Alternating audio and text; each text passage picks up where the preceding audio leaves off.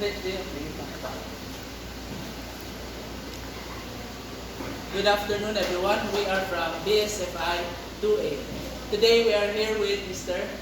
Eric Motos from UCS 3. We have here a scenario and question for you to answer. A deepfake video of presidential candidate surfaces just days before an election.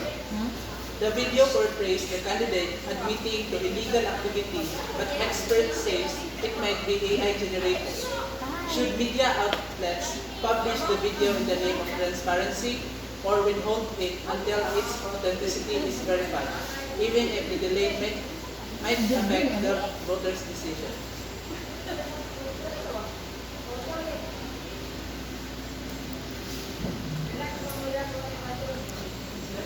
Ay, Delete ang tinanong ay. Delete ang scenario. Scenario.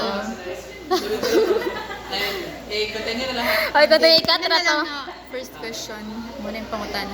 So this is the first question. So this is the first question. What would you do in this situation? So, I would do publishing the video for transparency. Media should have outlets have a duty to inform the public. So, publics have right to know. Voters should be aware of potential candidate misconduct. Yes. Thank you. So the second question is, what is your reason for using that action? For the first is for the verification, ensuring that authenticity is crucial to avoid spreading misinformation. And second is impact sa election. Delaying can affect voters' decisions, but publishing false into can cause irreversible harm.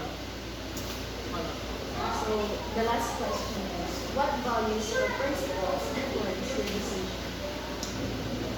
The principles I can guide or the decisions that I can influence to you is first is the accuracy of our speed.